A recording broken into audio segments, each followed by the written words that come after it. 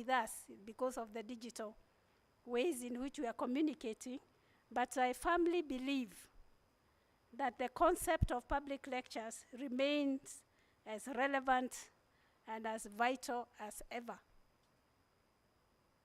Just like the printed newspaper, we hear the argument that it may become extinct just because we have ways in which we can receive information in the digital space, where even at the palms of our hands, in our mobile phones, we can get information. So some people would believe that the printed copy of the newspaper is no longer useful. And I think I will be supported by one of the lecturers that I'm seeing here who teaches print media.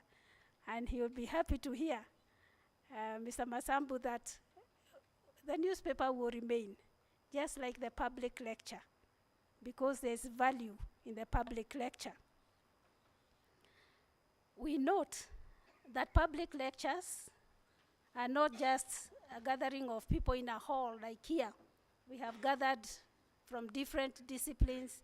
I see people from School of Law, Development, Communication Studies, Literature. I see people in research. I see people in ICT, and others are gathered here. And it's not just a gathering of people in a hall like here, but we come here with knowledge from different spaces. We come with ideas. We come with community engagement. And these are sharpened as we sit together, because we bring knowledge to the public lecture, but we also expect that that knowledge will be expanded, because a public lecture can become an educational powerhouse where we are gathered to be in a platform for the dissemination of knowledge that enriches our understanding of the world. The world is complicated, it's complex. We have barely understood the surface. Some of us are narrowed to where we are in academia. And there's a big world out there. And this is an opportunity for us to understand the world better. And when we attend such lectures, we open up our minds, or we are encouraged to open up our minds to new ideas and insights and perspectives from different areas that address the problems we encounter. In academia, in community, we encounter many problems. And in a public lecture like today, there's an opportunity for us to engage and probably hear some new ideas that will help us in solving these problems. In the past, we have had great thinkers, scientists, and scholars who have shared their wisdom through public lectures, from Einstein to Martin Luther King Jr. and others. They have gathered people, or people have gathered around them, and they have been able to share some very critical ideas. And these lectures, when they were given, not only educated those who are listening, but also inspired generations. So there's a future in public lectures. It's not just for the present. We gather here, secondly, for intellectual inspiration, because public lectures challenge us to think critically, to question assumptions, and to engage with complex issues. I've already talked about the complexity in our world today. And I've also mentioned that sometimes we don't spend as much energy to critically engage with what we are seeing. And in a public lecture like the one we have this afternoon, we have an opportunity to clean our glasses so that we can see more clearly. We look at problems, and maybe we have always thought of one way to solve these problems. And as we engage with ideas, with knowledge, with the experience that is being brought to us, we discover there are new ways, so that we can explore the depths of our curiosity. We are curious about many things. We are curious about issues of poverty, for example. We are curious about issues like mental health. We are curious about even our own lives, even our nations. Are they going to exist the way we know them, or are there going to be any changes? So as we sit here this afternoon, it's my hope that we are going to be encouraged to expand our horizons. So if you're in maths, you hear something in chemistry. If you're in chemistry, you hear something in history. If you're in IT, you may hear something in the humanities, all put together to solve a certain problem or to explain a certain phenomenon that we have in society. We then have an opportunity to engage with the community. Because here we are as a community, and we are here to dialogue, and we are here in our diversity. And public lectures bring all of us together to discuss important issues. And there are important issues in society, so that there can be better understanding and empathy. This morning we had a big lecture, and I think they're still going on mental health for the youth and teenagers. And what in that phenomenon, how can we live with others with understanding and with empathy? So my call to all of us as we attend this lecture is that it will inspire change, as it has in the past. Some public lectures have brought about change. Some have even sparked movements for social justice and progress. There are people who have left some lectures saying, I must do something. I must get together with people who are like-minded and will bring about change. And a single lecture, dare I say, can have the potential to change the course of history. Sometimes we are not confident enough to think that we can say or do something that will change the course of history. But it is possible, because it is minds like ourselves gathered as we are this afternoon who can even change the course of history. We can look at some things and we trace it to that idea that was nurtured somewhere, it got impetus, and history was changed because of those ideas. Actually, as we know, we live on the basis of ideas. It is them that drive us to newness. So a spark can be ignited in our minds individually. We can be motivated to take action, and we can unite a community towards a common cause. This has happened in the past, and we know it can happen even today at Daystar University. So we continue to affirm that public lectures can be timeless and transformative, and they are the embodiment of the enduring human thirst for knowledge. I am not exactly sure why you are here, why you came. I'm sure you are invited by somebody, but even beyond that invitation is that thirst for knowledge, that heavy feeling that we get when we are ignorant, when we don't know. There's a certain darkness that goes with ignorance, but when there is knowledge, we get light, and we are able to move forward. We are able to make an impact. So we come here because of that thirst for knowledge, and the belief that in our midst are people who have more knowledge than we have. A professor speaking to us this afternoon, if you read the bio, books that he has written, lectures that he has given, work that he has done, is such that it can quench some of our thirst for knowledge, our desire to make the world a better place, because it is not just knowledge for knowledge's sake. We come here together, whether you are a student, and I believe there are students here, whether you are a professional seeking to pursue a new skill, to understand something differently, or it could be a concerned citizen who is eager to engage with the pressing issues of development that surround us. And we come here this afternoon and in other public lectures that we may attend to actively participate in and support this idea of public lectures.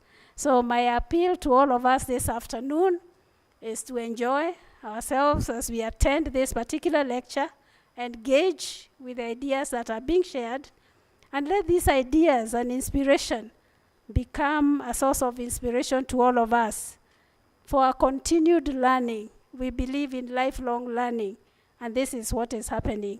And also, we come here to connect, not only with knowledge, but with each other. Thank you very much, and may God bless you.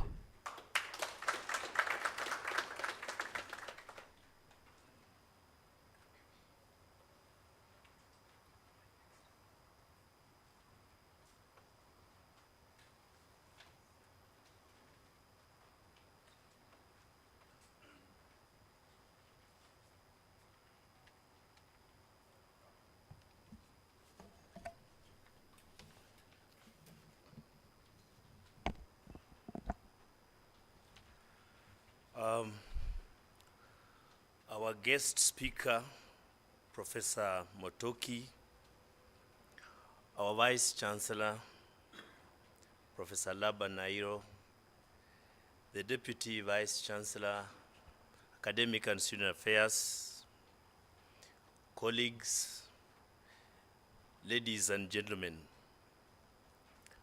Mine is a humble duty this afternoon. I'm here to reflect on the lecture and postulate on our expectations. My reflections are timed to take about 5 minutes. And they are springing from a key word in the title of our keynote speaker's title of the talk that he is going to give us.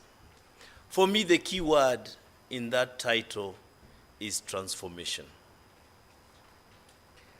Now, there is one thing that remains constant in the world over and is intimately connected to transformation.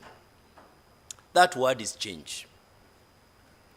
Individuals, institutions, and organizations constantly undergo change. Those that refuse to change perish. And that is the lesson here. You remember the dinosaurs, the creature that resisted change.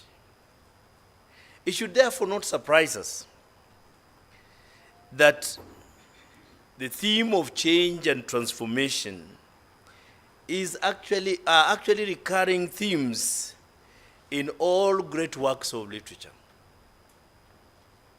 The theme of refusal to change or transform is therefore a recurring motif. And when you look at works of literature that focus on this concept of change and transformation, they actually deal with the complexities of human nature and the resistance that some of us put up in resisting change or transformation. In my reading of great works of literature, and even in my own reading of my own works, from Shakespeare to Tolstoy, to Dostoevsky, to Charles Dickens, to Chinua Achebe, and others, when you look at these works, they often explore the consequences of resistance to change or transformation and the tension that this creates within a society. And that's why I'm excited to be here. Let me tell you one or two stories from works of literature. I believe that all of us have read the famous African classic, Things Fall Apart. By the way, it has now become an indicator of having gone to school. If you are an African and you have not read it, even if you studied physics, we don't really rate you very highly. The main theme in that novel is the whole idea of change. The main character embodies a tragic flaw, that of resisting change. And for this, Okonkwo pays the ultimate price. Okonkwo cannot bring himself to accept that indeed his society has changed through the introduction of foreign values and religion, and he would rather cling to the old order that he understood best.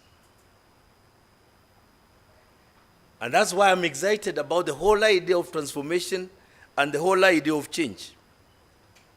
Let me give you another story. I believe that some of us have heard of Charles Dickens. In that classic entitled Great Expectations, there is a character called Miss Havisham. And this is a character who stubbornly clings to her past, wearing her wedding dress for years after being jilted. Her refusal to change and move on from her traumatic experience has a destructive impact on her life and those around her. Let me not end this reflection without touching on the greatest playwright of all, and that is Shakespeare. In a play entitled King Lear, the main character with the same name is stubborn and refuses to change his ways. This led to disastrous consequences. He misjudges his daughters and disowns the loyal ones, and ultimately descends into madness. I'm just underscoring the most important aspects of change and transformation. Let me end this by getting to the Bible. After Exodus from Egypt, the Israelites frequently struggled with a reluctance to trust God's guidance and provision. They grumbled, complained, and longed for the familiar comforts of Egypt. The consequences were severe. Yes. The consequences of their refusal to trust God included prolonged periods of wandering in the wilderness and missed opportunities to enter the promised land. We are here to listen to this public lecture, which is the beginning of regular public lectures at Daystar University. And for this, I really, really want to appreciate the Vice Chancellor and the entire administration, because this is a crucial aspect of research university. And I'm happy that while we were doing our postgraduate handbook, we infused this aspect, and therefore it will be domiciled in the Directorate of Graduate Studies and Research, which we run public lectures and make them consistent and part of the culture of Daystar University. And so it is gratifying that we are starting with this lecture today. And in essence, therefore, we are making history. Now, this lecture should help us reflect on the true meaning of structural transformation. At a personal level, I have always imagined transformation as beginning with a change of mindset. It involves an individual evaluating their beliefs, values, and goals. People normally undergo personal transformation when they engage in self-discovery, as they reflect on their strengths, weaknesses, passions, and purposes. In my view, continuous learning and personal development are essential components of personal transformation. People acquire new skills, knowledge, and experiences that shape their evolution through intense reflection and learning. And this afternoon, we have this privilege of learning. It is also my considered opinion that institutional transformation often entails a shift in organizational structure. This involves changes in the norms, values, and behaviors of key players in the institution. Organizations may restructure to adapt to changing circumstances, such as adopting new technologies, altering hierarchies, or redesigning their culture. My study of organizations tell me that institutions must innovate and adapt to remain relevant. This includes embracing new technologies, processes, and business models. As I conclude, it is important to say that effective leadership is crucial for institutional transformation. As my favorite writer notes, that is John Maxwell, everything begins and ends with leadership. What is obvious is that effective leadership plays a pivotal role in driving and guiding transformation efforts at all levels, from personal to institutional. That is why I look forward to learning more from our guest speaker. Thank you very much, and God bless you.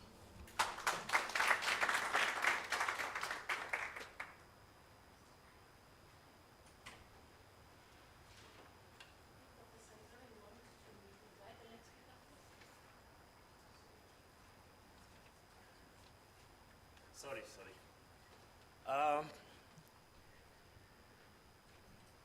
Our next speaker is Mr. Hajime, Chief Representative, JICA Kenya Office. Welcome. Another round of applause, please. Karibu-san. Yes. Good afternoon. Yes, all protocol observed. Yes, my name is Kenji Hayashi, Deputy Head of JICA Kenya. Actually, Hajime Iwama is the Chief Rep of JICA Kenya, so I'm a deputy. Yeah, so please accept his apologies. And then JICA, Japan International Cooperation Agency, is the arm of Japanese government, which is mandated to implement official development assistance. And I'm happy to announce that this logo 60. Yes, Kenya and Japan celebrate, especially this year, 60 years of partnership. So Japanese government and JICA with the Kenyan government since your independence. Yes, and then myself, actually 15 years ago, I was in Kenya as a staff in charge of private sector development and also infrastructure sector development. And those days, I was partially involved in the Vision 2030 discussion. I remember the year 2007 and 2008 was the start of such discussion. And those days, I remember, government of Kenya, how can I say, discussed, I felt very challenging goals. But I'm very happy, after 13 years, yes, actually 2021, I was able to come back to Kenya again.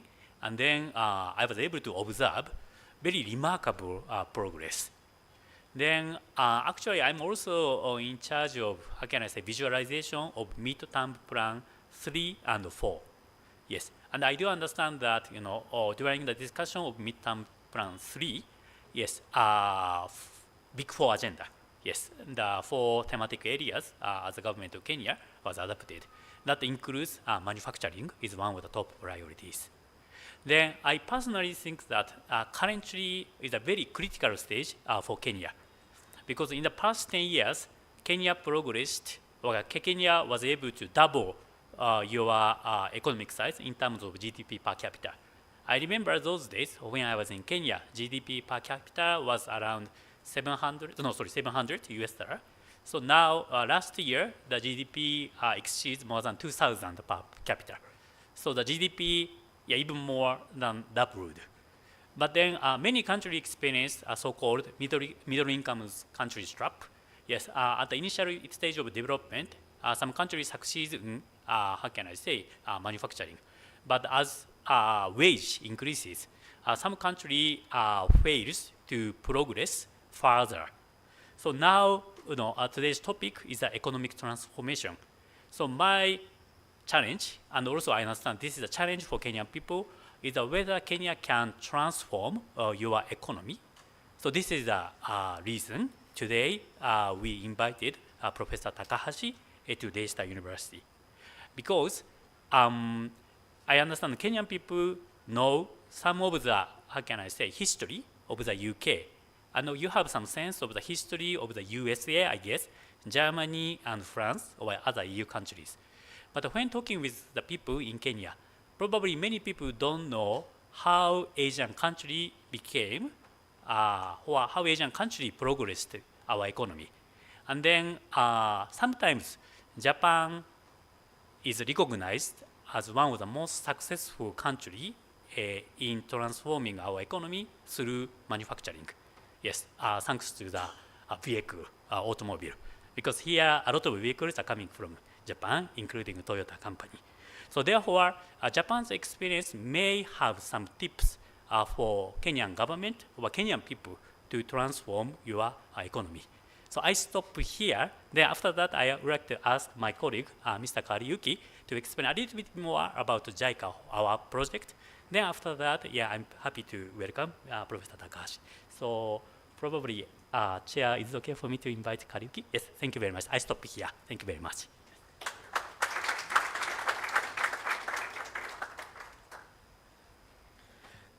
Thank you very much, our senior representative, Mr. Hayashi, for your brief remarks on JICA. Mine is brief. I'll be taking you through what JICA is and what we are doing in Kenya. All protocols observed. My name is Simon Kariuki. I'm working with JICA Kenya office as a program officer, taking care of education sector, child care protection, and gender issues. So you may have seen many JICA vehicles or logos in different places indicating JICA, or sometimes from the people of Japan. So what is JICA? JICA is the official agency from the government of Japan which implements official development assistance to partner countries. And our main goal here is to work around human security issues. Those things that make life quite unfortunate or unbearable for human beings. And therefore, our efforts is to promote the quality of life. And that's why we are guided by the concept of human security.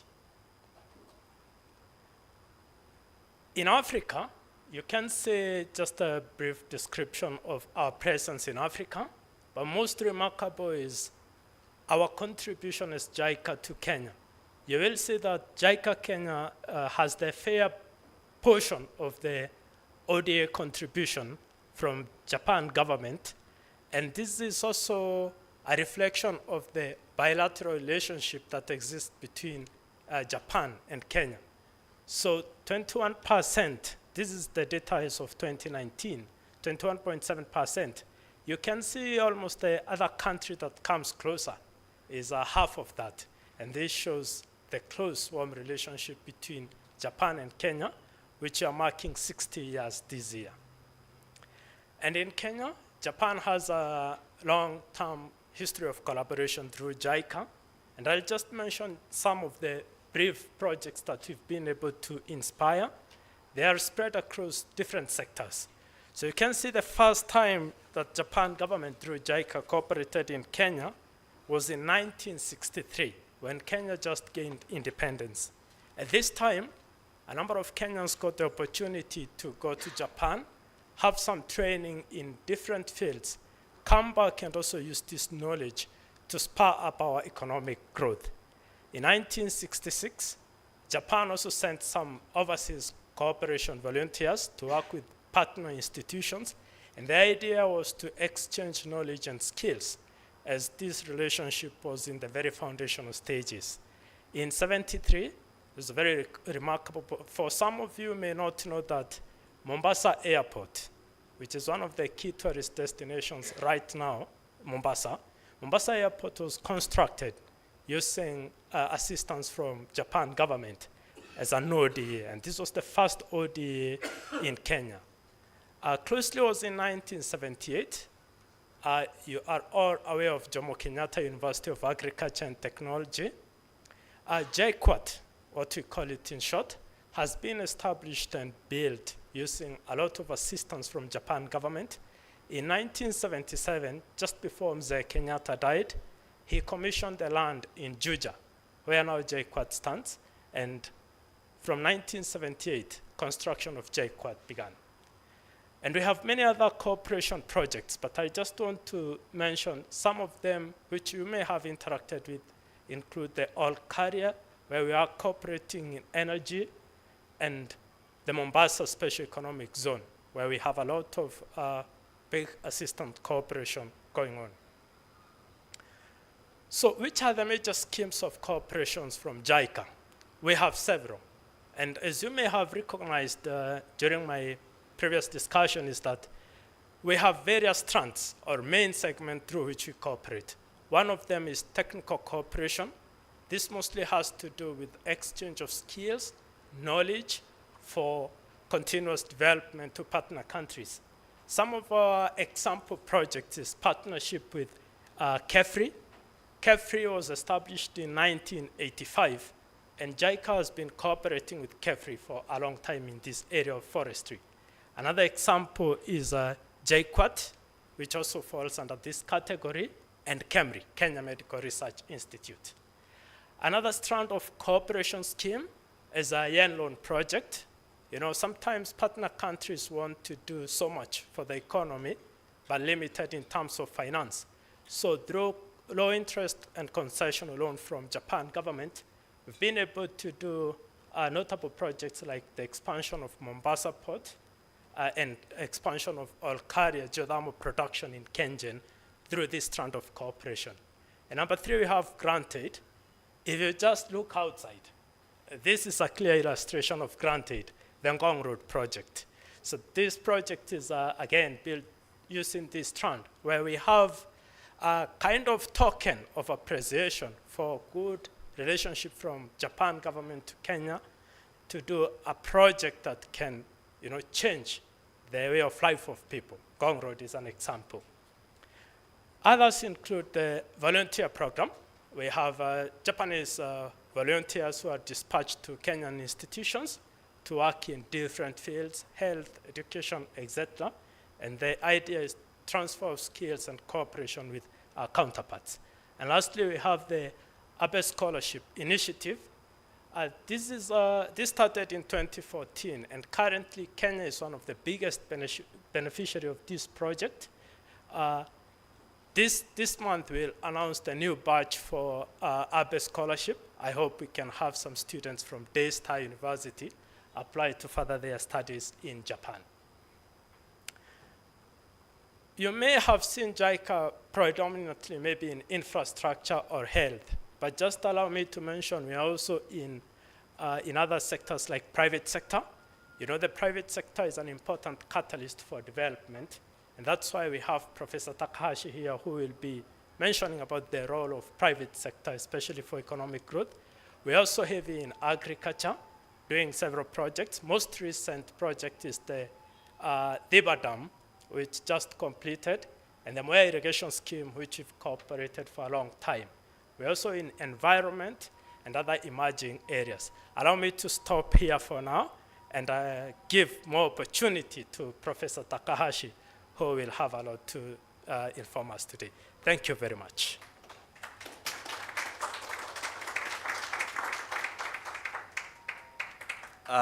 Before we invite the Vice Chancellor, I would like to take this opportunity to recognize the presence of Head of Toyota Kenya.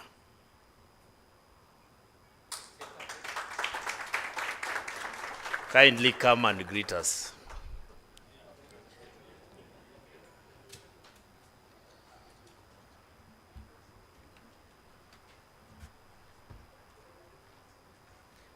Thank you very much, organizer. I am Akira Wada. I'm the managing director of the CFO Kenya. Thank you for inviting me for such a wonderful lecture. I have known Professor Takahashi from my days in Japan, and I'm quite excited to listen to what he has to say. And also as a CFO Kenya and the Toyota Tsusho Group is very keen on capacity building of the Kenyan people and African people. As you may know, we are organizing the Toyota Kenya Academy, which gives the vocational and also some of the educational class to all the Kenyan people. It's open to the public. So that's for Japan. Of course, we are giving some lecture or some education to the Kenyan people, but also just from the personal experience, as we are giving some hint, but also we are getting some lesson from the Kenyan people. We basically learning together, and so that we can have a prosperous and a good future in Africa. Thank you.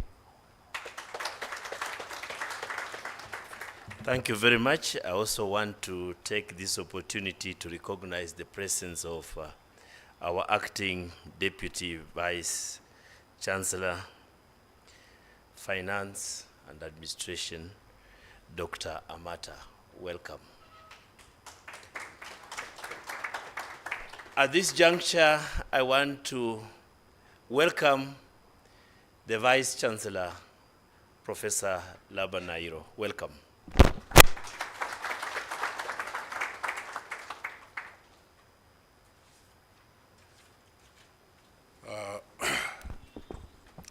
We should have started with the lecture first. Otherwise our guests will be too tired. Allow me to, on your behalf, to welcome the mission of JICA, the CEO Toyota, but most heartily the public speaker for today, Motoki Takahashi, who is a professor in the area of African Studies from the University of Kyoto. While we were having lunch, I was mesmerized that this University of Tokyo has 11 Nobel laureates from the university, 11. That is phenomenal. And we are humbled that you come from that community that must have a lot of ingenuity. As we say, there must be a lot of ingenuity to have one institution in this world produce that kind of high number of recipients of that prestigious award. Actually, I just wanted to introduce him. So me, I have no speech. But since I have my students here, I want to say something.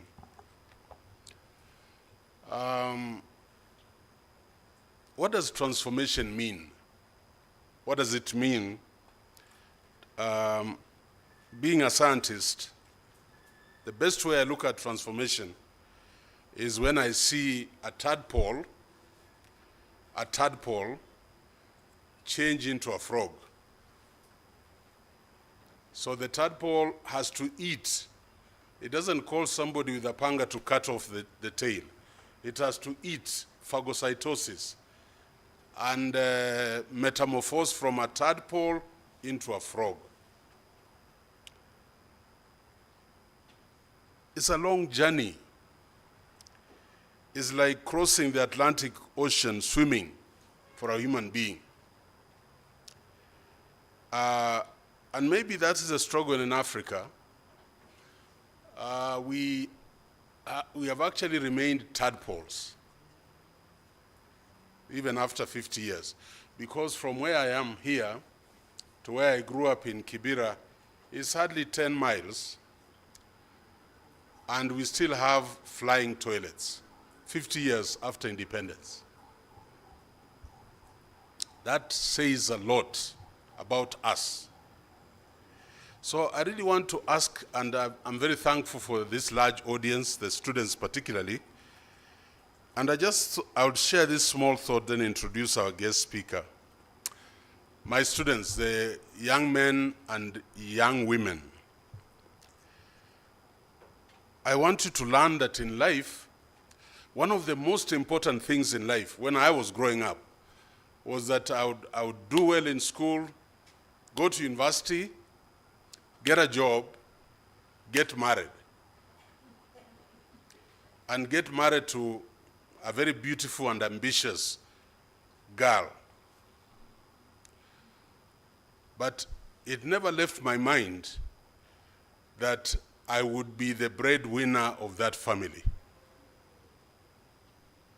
There is nothing as despicable for a country or even an individual for you not to be able to be the breadwinner in your house. So even the men, first of all, even if you are a medical doctor or a professor, and even if your wife is a medical doctor or a professor, you must remain the breadwinner. I'm talking of ingenuity. The destruction Japan went through the events of Hiroshima, and it rose again, such that every other car you see is a Toyota. Teaches us a lot of lessons. So I want the men who are in this room to understand this, that breadwinning begins before the wedding. Sounds simple. It isn't. So when you are in Daystar, you are doing psychology, you are doing education, you are doing nursing, you are doing all those courses, business and so on. You must have the ingenuity to secure your breadwinning position in the family. That's why the Directorate of Waidima should be one of the busiest places. So don't sit here just saying, I'm studying a degree in communication, or I'm doing a degree in law, or I'm doing a degree in nursing. No, you should have the ingenuity to ask yourself, what can I also do to secure my position as the breadwinner in the family? No man walks tall into a house if you can't provide bread for your family. And I wish I could say that better. So I'm encouraging people here, from what I'm anticipating from this lecture, is apart from the intellect, you must have some skill. So I wonder why those of us who are doing communication can't do a course in accounting. You are doing communication, but you do a course in accounting and you get certification, online or physical. I don't understand, if you are doing law, why you can't do a course in computer-aided technology in simple designs. A short course. I don't understand, if you are doing education, why you can't do a short course in software development. Go and do computers. and learn some skill. Why am I doing this? I'm saying tomorrow, if that main dream job doesn't work, you have something else to do. And the time to do it now is before the wedding. Anything I've done in life, including buying land and buying a house or anything, has never come out of my salary as a teacher. That I was standing in front of a class and then somehow I found 5 million in my account, never. It has come because I've punished myself in the area of research methods and statistics, and therefore I've been able to win consultancies. I do a consultancy with the World Bank, they pay me 10 million, I can buy 5 acres of land. So as we get into this, I think we must learn. By the way, if you are doing community development in Ongaro's school, one of the things I would do if I were you, I would learn truck driving. Kuendesha lori ya miguu 10 na 12, not the cars. You do truck driving. You learn how to drive a tractor. Because community development means you'll go out there in the field and you don't want to say, I can't plow. And when you plow for somebody, if I give you my tractor, you're going to do 20 acres in a day, I expect 40,000, and you'll go home with your 4,000. It has nothing to do with your degree. But you see, some of you will be sitting in your parents' homes waiting for that job at JICA. Somebody else is driving a tractor and earning money. Why can't you do tourism while you are in Daystar? A course in tourism. You are guaranteed that you remain a respectable husband or a respectable wife because you'll be providing bread at the table. I don't know, I've told some of you, and I think this one I'll do one of these days. I'll get into one of our cafeterias and make chapatis. Because I grew up in Kibera and there was a Nubian mama with our hotel. And I used to make 100 chapatis every morning before I walked to Upper Hill School to go to school. So by the time I finished 4 years of making 100 chapatis every day, my skill level was too high. I would throw it, and my chapatis were the softest. Zile unararua pages. Huh? That's why we had a problem with my wife when I married her and she made the first chapatis. I said, hii ni ngumu sana. This one I cannot eat. And so she said she swore never to cook chapatis for me. If you have a skill in making chapatis, I've seen people here in this canteen. If I made you mandazis, my friend, you'll eat even 10, 15. I have never known mandazis to be empty. Mandazi inakuja ukifanya hivi, inaenda flat. I have never known that. Can you get the skill?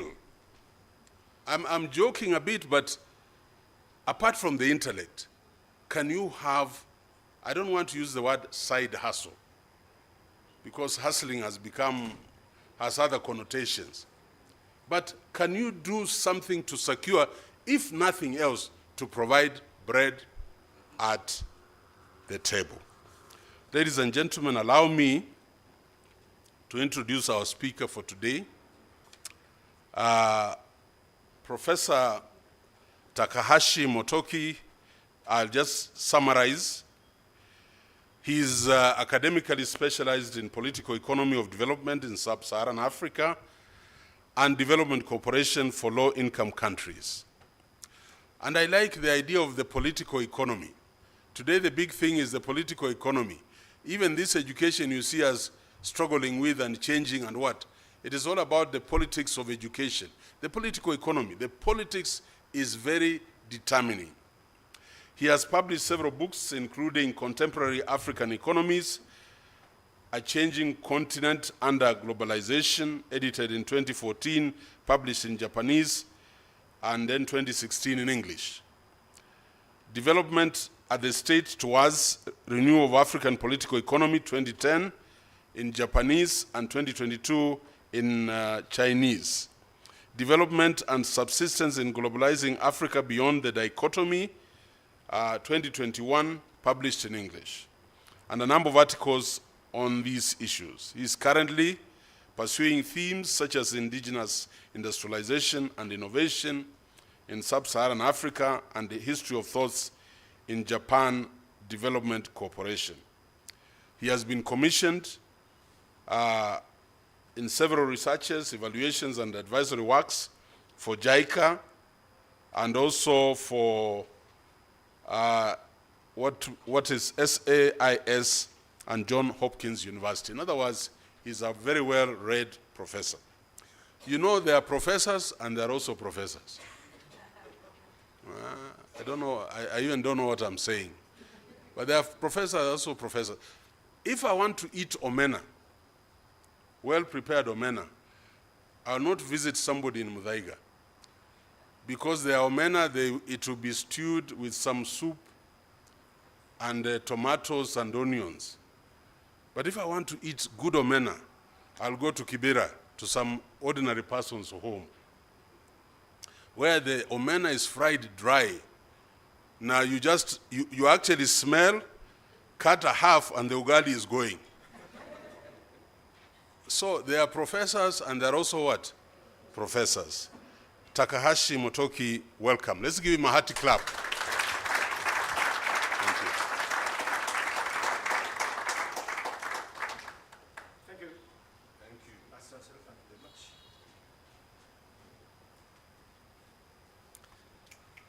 Okay, thank you. And maybe, though that Vice Chancellor kindly introduced me in the way that I have been well known in Japan and in the world, but maybe it's not so. But you know, I'm confident. I'm one of the 5 best academicians who are learning about African political economy in Japan. Okay? Because there are only 5 academicians who are learning African political economy in Japan. Okay? Okay? So I'm always repeating this joke. Okay. Maybe JICA staff members are quite fed up with my joke, and it's the only joke which I could say in English. Sorry, it's a false statement. I could make another joke and another after another, but anyway. Okay, let me start. Okay, thank you very much that starting from the Vice Chancellor and professors have mentioned the issue of the transformation. And okay, from my personal history, you could know that I'm concerned about economy and economic development to some extent. Okay, my discussion on the structural transformation is much related with the issue of the economy and industry. Okay. And respects for craftspersonship. What is craftspersonship?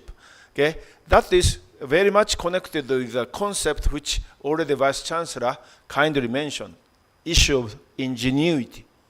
Okay, I'd like to concentrate on the workers, laborers, and the craftspeople's efforts in making invention and innovation through ingenuity. Okay, so let me start. Okay, it's a great honor for me to invite you to this Daystar University, and I'm amazed to see the development of this university okay, as a whole. Okay, I visited Kenya for the first time in 1980.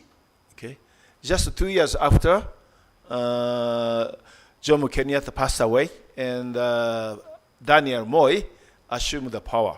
Okay, at that time, Nairobi is a more quiet capital city. Okay, and I couldn't recognize your university. I'm sorry. Okay, and I have been here 25 times, I think. Okay, and I recognize your university, but I don't know. You have this kind of very beautiful campus and a big building and a very good facility.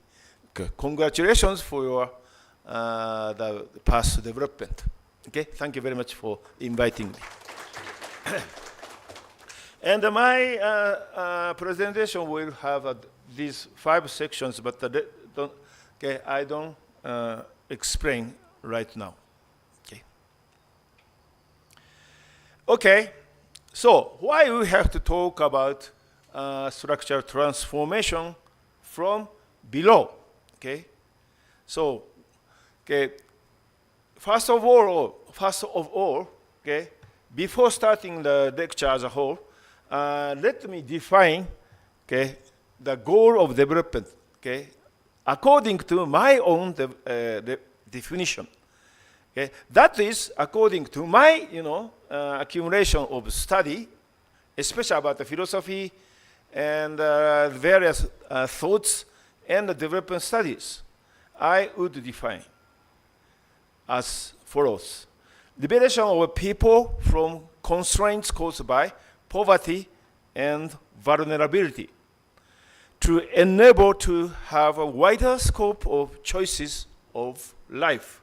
Okay, I think and I hope many of you could share with this idea with me. Okay, so then next question, as an African Studies student or African Studies professor, my question is, can an African country's industrial structure create not only wealth, but opportunities and employments for a majority of people? Economy dependent on resource and primary exports generally, according to my observation in the past over 30 years, okay, academic and scientific observation, I think, okay, according to my thinking, okay, generally, those kind of economies, resource-dependent economies, generally can benefit not most of the people, but a few rich. Okay, I wouldn't say Kenya belongs to this category of the economy. Okay, so we have to resist and overturn increasing predominance of casino capitalism, in which only the haves can be benefited and intolerable disparity would take place. Okay. Next, after the resource dependence, okay, next, risk is how to say, pursuance of the young people of the casinoism or gamblism, okay, in terms of economic activity. That's what I'm afraid. Okay, young people, thank you very much for coming here, but don't think about, okay, to depend your life on kind of, okay, moving money from this way and that way. Okay. Maybe there are lots of people in Japan who have got a lot of big money, but they would be punished by society or history at the end of the day. Okay? So, above all, you couldn't contribute to the national development or people's poverty reduction through casino capitalism. Okay? Don't believe false religion in casinos. Okay? So, the broad-based industrial development is desired for structural transformation from below, not from above. Okay? Or not from outside. It should be from below. So in contemporary Africa, however, we have to be concerned about the missing middle syndrome in the manufacturing. What does it mean? Okay, this I got this, the figure from the statistical data which U.S. Central Bureau of Statistics collected and edited, so to say. Okay, the top one is the formal 50 and more. What does it mean? Okay, this is the number of employees which hired the 50 employees or more. Okay, then in total it looks like around 200,000 to the 300,000. Okay, and strangely, maybe you have known this kind of fact. Strangely, if you go down to the few enterprises with smaller number of the employees, the number of the employees, going down. Do you know this fact? Okay, it is very strange for us because in Japan, medium-sized enterprises have a greater number of the employees. Okay, but finally, look at the bottom. That is informal enterprises. Okay, in the manufacturing sector, it has a very big number of employees or maybe self-employed owners. Okay, it is nearly maybe 1.5 million employees working in the informal sector, but middle is missing. Okay, so I'm a kind of the development economist used to be. Then naturally we hope that the informal people are very naturally or logically they are very micro or small size enterprises. They are going up to the status of the middle sized enterprise or medium sized enterprises and going up and become the existence or actors to sustain the whole economy, okay, as a supporting industry. Or they themselves create quite, high value added. And they themselves could export, okay, to abroad. But, unfortunately, okay, you can deny me afterwards. Unfortunately, we cannot say in Kenya, that kind of phenomenon has not been taking place, unfortunately.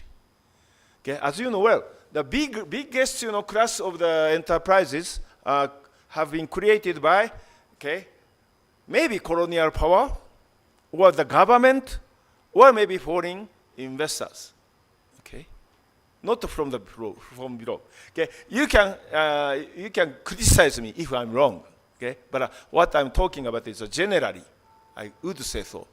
Okay. Okay, if you conceptualize this kind of structure of the industry, it's learning from the Kenyan experience and the Kenyan situation, maybe, but I think it's quite general in the sub-Saharan African countries. Okay, in the bottom, you have a small and medium-sized enterprises, or I would say micro and small and medium-sized industries. Let me say MSMEs. And most of big majority of the workers belong to that class in the bottom. And at the top, you have a very few small number of large enterprises, and they have been created by the kind of colonial economic invasion, or colonial economic rule, or maybe state initiative, according to the slogan of the maybe Africanization or African socialism, or maybe naturalization of the enterprises.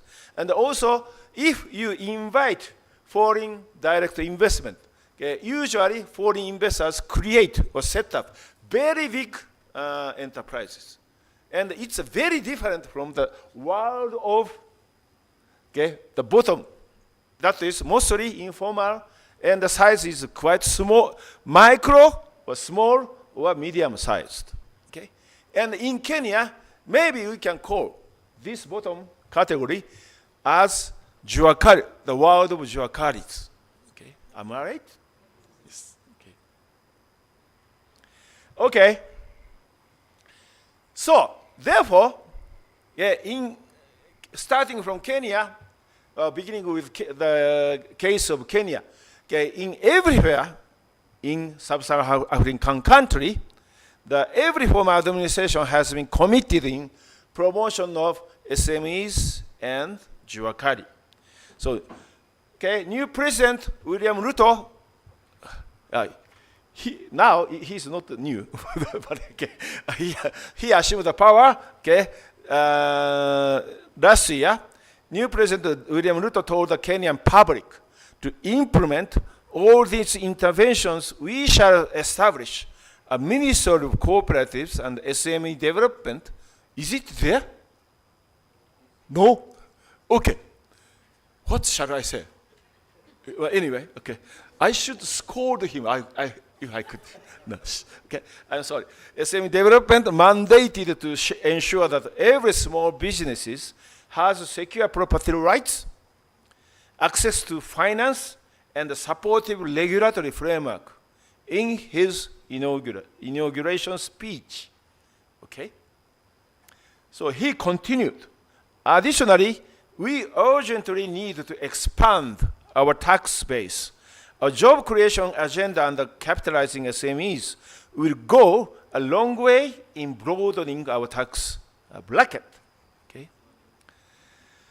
This will be absolutely a long way.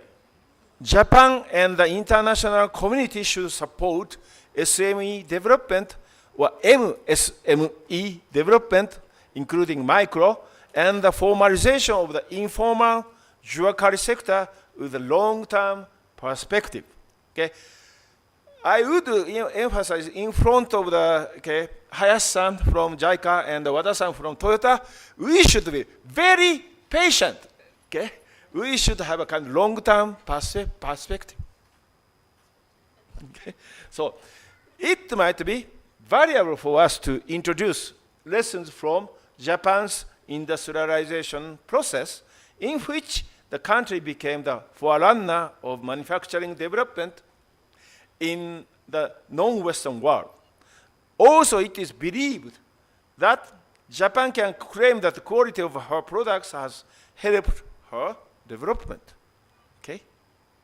So, okay. Let me become, I'm sorry, that academic. Okay? Okay, I would propose today the concept of the craftspersonship. But it's not my sole or single kind of the, how to say, thinking way without any academic base. No, it's been mentioned by several academicians, okay, so far. As early as in the early 20th, great American sociologist and economist Thorstein Veblen mentioned the importance of workmanship, okay, as early as 1940. He claimed human being has propensity to pursue public interest through working which could contradict against tendency of enterprises to seek profits. Maybe every professor here has such kind of feeling. Maybe I'd like to pursue the public interest, okay, without limitation of working time. But okay, I wouldn't be paid by university because university secures some kind of the balance between income and the payment, right? So therefore, okay, but we have such kind of discipline and propensity. Okay, we are quite, we could be sincere while we are concentrating on work. Okay, that this kind of the contradiction has been largely ignored by mainstream economics. Okay, Thorstein Veblen used to be the forgotten economist, but recently his greatness would be revived again or recovered. Okay, that it means that while a worker or class people tend to prioritize quality, durability, safety, and beauty of his or her products, okay, so that he or she could contribute to the public interest. So while logic of profit maximizing may undermine such workmanship, okay, or you could compromise, okay. If you take so much time and so energy to create very beautiful and very high quality products, maybe it would clash with the enterprise's logic of profit seeking. Okay, but you know this idea, okay, our how to say common idea in Japan is a bit different from Professor Veblen's idea. Japanese thinking way may be that public interest seeking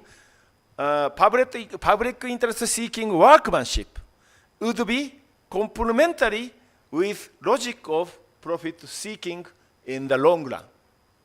Okay, because if we create good quality stuff, commodities, okay, it means it can bring about your company the very good profit. That's what we are thinking right now. Okay. Also, maybe some students don't know this fact, but you know, in the area of the management science,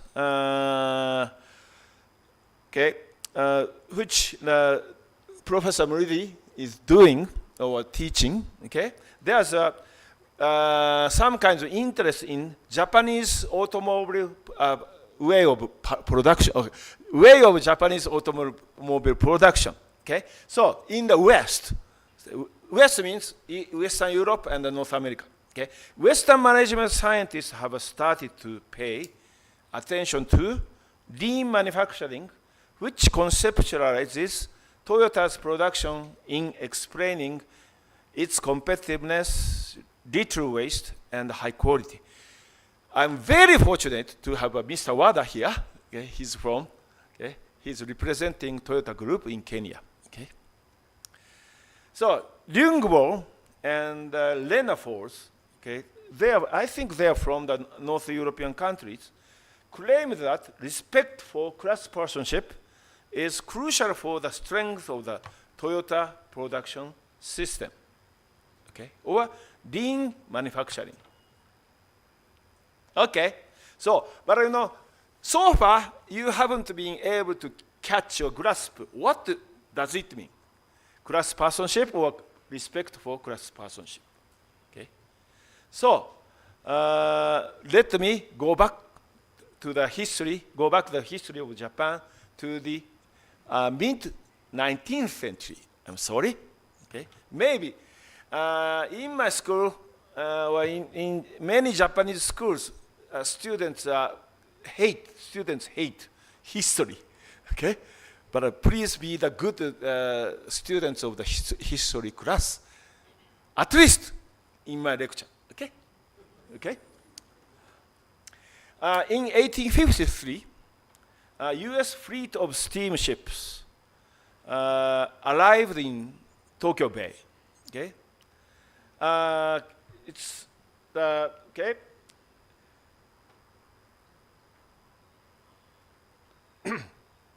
As Japan had closed the country, actually this is quite important point. Japan had closed the country for over 200 years before that. Okay, it was felt by Japanese, the arrival of the U.S. fleets, felt by Japanese as threats to be colonized. Okay, it's a very serious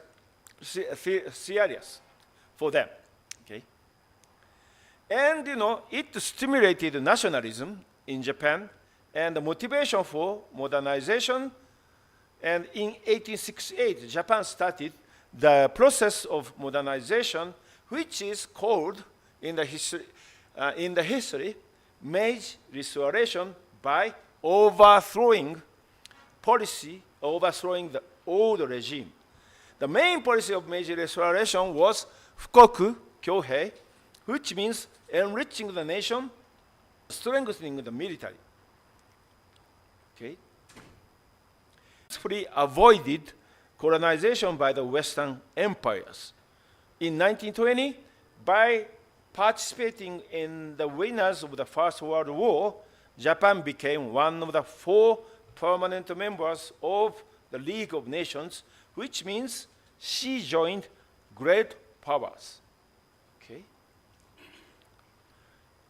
So despite those great achievements, in 1945, Japan was devastatingly defeated by the Allied forces led by the US in the Second World War. Okay? As Vice Chancellor mentioned. Okay? Thereafter, occupation by the US and the Allied forces followed, and the democratization process began partly due to strong pressure from the US. Maybe not only Sub-Saharan Africa, but Japan, okay, has obtained kind of very strong pressure from the West to democratize. Okay? It's not only the fate of the African countries. So we could understand your cycle. You are not so glad to see that. Okay? Japan's per capita GNI surpassed your colonizers in 1972. Okay? It's the first time for as non-Western country. Okay? And the US, that of US in 1988. Would you? No, I'm joking. It's not so okay. It's okay. The per capita GNI is going upward or downward. So, okay, we shouldn't be pleased so long time. Okay, so 1990s. Okay, but okay, we are living in the very difficult time right now in Japan, as I told the professor. Okay, since the 1990s, we have experienced a prolonged deflation. Okay, it is lost decades of Japan. Okay, so don't praise Japan. Okay, unilaterally. We have lots of problems right now. Okay, and in the near future, well, right now, I'd like to share those problems and the difficulties with Kenyan people, Kenyan friends. Okay, maybe JICA chair should be opened for that purpose. Okay, to introduce the power or energy and the knowledge of the Kenyan people. Okay, in the near future, I hope. Okay, as I mentioned, the arrival of the U.S. steamship fleet in 1853 brought about really panic shock to the whole country. It did shake 300 feuds ruled by samurai laws. Okay? What is feuds? Maybe in the Kenyan history, that it has not existed. Let me explain a bit. Okay? That is main territory of Japan. We have the northernmost island, Hokkaido, but at that time it's not so well developed. Okay, and Japanese archipelago was divided into 300 territories. Okay, ruled by different lords. Okay, what is lords? Okay, so hi, and until 1871, this kind of the division of territories had continued, but they are totally abolished in the year of the 1871. Okay, because necessity to fight against advancement of the Western countries.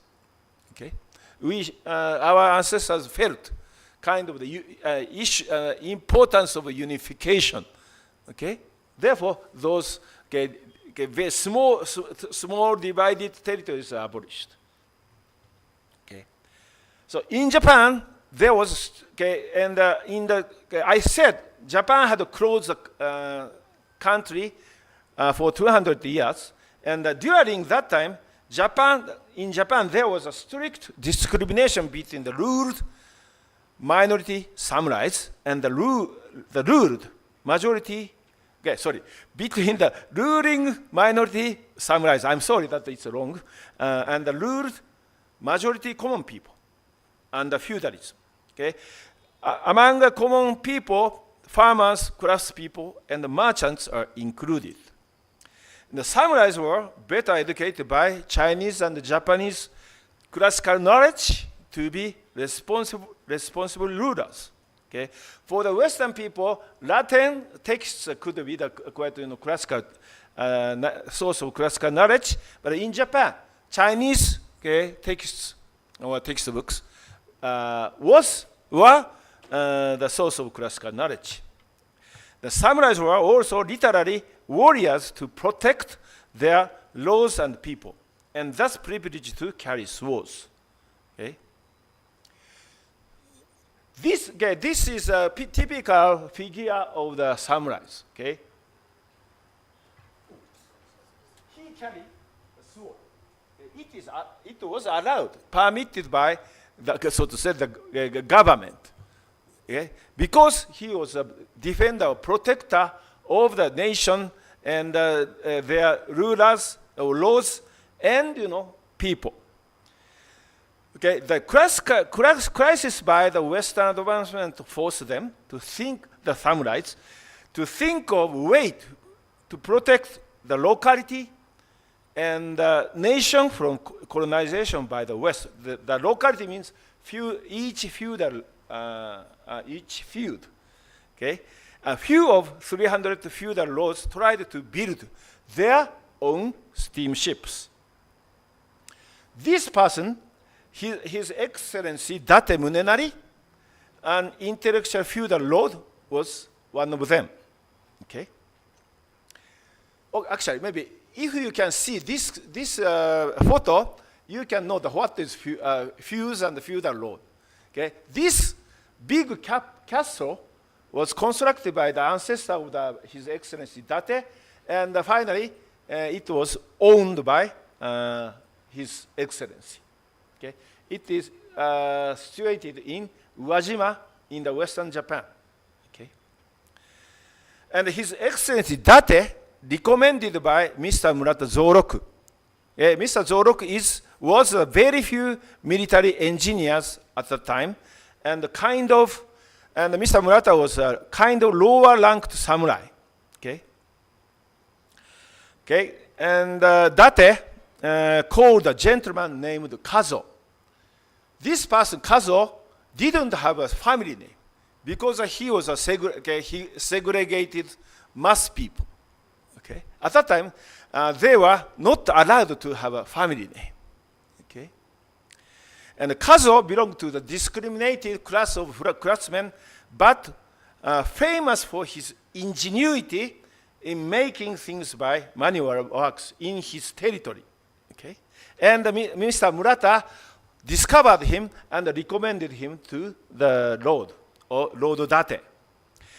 So Kazo was ordered to design steamship and succeeded in it after painful process of learning, trials and errors in cooperation with Mr. Murata in 1858. Okay. Okay, and Kazo was promoted to the status of samurai for his feat, and he was allowed to have his family name. Okay. Mr. Murata also later became the founding father of the modern army of Japan and the military engineering. Okay. This example might show that understanding of importance of craftspersonship and ingenuity on the side of the rulers, samurais, had existed before modernization, and that understanding and demands were strongly stimulated by historical crisis, that is, advancement of the Western empires. Okay. Okay, so young people, not only samurais, but also other young youth, sincerely thought about how to protect their country. Okay.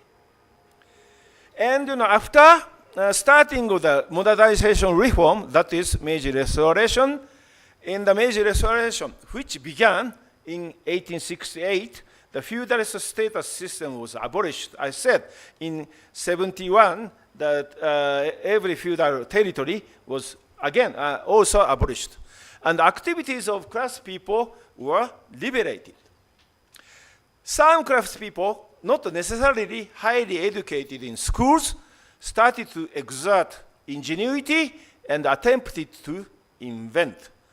So they were motivated by and learned Western technologies newly introduced, and they watched Western technology and tried to understand through observing and using machines. Okay? Some of them invented new products by learning advanced technology from the West, sometimes examining structure and the function of imported machinery through reverse engineering. Okay? Do you know what is reverse engineering? If you introduce students, anybody? No, okay. Reverse engineering, for example, if you introduce a very new car, new automobile, okay, you will overhaul everything first and try to reconstruct it, okay, again. And okay, through that process, you could know the structure and the system and the function of the car as a whole. Okay, that is a way for Japanese to know the advanced, countries' technology. Okay, reverse engineering. So, adapting foreign technology to domestic needs of consumers, producers, and condition environment in localities. Okay, that is a mission of those new generation of craftspeople. Okay, and reproducing and improving local technology. The above modernization process generated a number of takumis. Okay, takumi is a craftsperson in Japanese. Okay, I hope that you remember the word of takumi. Okay, takumi. Or craftsperson, not the simple craftsperson, but to be called as takumi, you should be a craftsperson with competent skills. They contributed to the manufacturing-led development from 19th to 20th century. And I would say there are 4 types of takumi. Okay, one is a traditional artist. Second is a technician at the workplace. And number 3 is small and medium enterprises entrepreneurs. And in many cases, they are owners. And the big business leader, finally. Okay? And let me explain quite, simply or briefly about each type of the takumis. Number 1, traditional artist. Okay, government of Japan, after starting of modernization, started imperial household artist system to commend the craftspeople. Okay, high-skilled craftspeople. Okay, they were transformed into living national treasure after the democratization in 1945. Okay, at that time, we abolished the imperial system. Their role has been not only to conserve traditional skills, but to modernize them. The second one, okay, technician at the workplace. In ordinary workplaces of manufacturing, there are technicians, engineers with very high skills and with very deep knowledge who are not owners or managers. Those takumis are sometimes closely related to and learn from established traditional artists. Okay? Please look at these 2 photos. Okay? The left-hand side, okay, looks very artistic, isn't it? Okay? These artifacts, metal vase, was created by manual work of Mr. Tamagawa, a living national treasure. Okay? And right-hand side, this is a metal vase for sale. Okay? It's not artifacts. For sale for common people or common consumers, okay, by his relative in the same workshop or in the same company. Okay? And Mr. Tamagawa, I presume that Mr. Tamagawa was teaching his skill and his knowledge to his young relatives to create this kind of very fancy metal base. Okay, so traditional artist is a role model to promote skill development of juniors and raise their motivation and pride. Okay, and those technicians at workplace, okay, not owner of enterprise, strangely, yet there were numerous respected veteran takumis with high skills who support manufacturing on their shoulders. They worked in both SMEs and, again, strangely, they exist in various workplaces in large corporations, okay? Sometimes world-class, great organizations. Number 3 is SME and entrepreneurs. If highly skilled technicians are at the same time owners of enterprises, they can have good, policies to develop invention to innovation. Okay, they have developed so many successful SMEs with world-class competence and high shares in Japan and global markets. Okay, maybe it's quite difficult for Africans to indicate the similar examples, but in Japan, there are lots of SMEs which have a global level of the competence in quality or technology. It's quite, I should take the 24 hours to explain why those kinds of SMEs could exist in Japan. But anyway, okay. Finally, big business leader, okay. Also, there used to be inventor, but they changed into maybe innovator, and finally, revolutionary of the economy or industry, economy, and the society. And a number of Japanese manufacturing giants started as SMEs. Okay, this is very important point. Examples are, okay, Toyota, okay, Mr. Wada represents here this group. Okay, this Toyota group started from the weaving machinery to automobile, like nowadays. And Panasonic, okay, which is famous for making many kinds of electrical appliance, and Honda, again, another automobile, world-class automobile company. And an interesting point is that many founders were lowly educated in schools. Okay, the examples, among examples are Toyoda Sakichi, founding father of the Toyota conglomerate, and Matsushita Konosuke, founder of Panasonic Holdings, and Honda Soichiro, founder of Honda Motor. Okay, they have a common points, and let me go through. Okay, first of all, okay, let me raise the example of the Sakichi Toyoda.